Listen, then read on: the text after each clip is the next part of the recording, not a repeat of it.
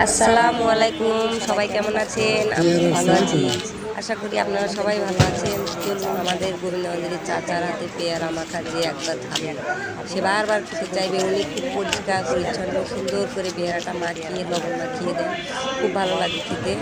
আমাকে আমরা যেখানে পাই সেখানে ওনার পেয়ারা খাই, খুব ভালো লাগে আমাদের পেয়ারা। চলুন আজকে ওনার হাতে পেয়ারাটা খাই, দেখুন উনি কত পরিষ্কার পরিচ্ছন্ন, এটা বুঝেই দেয় না।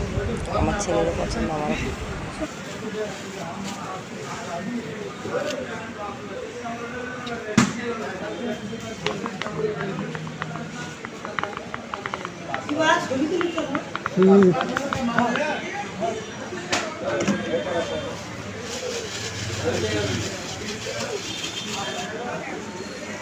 বিশ টাকা।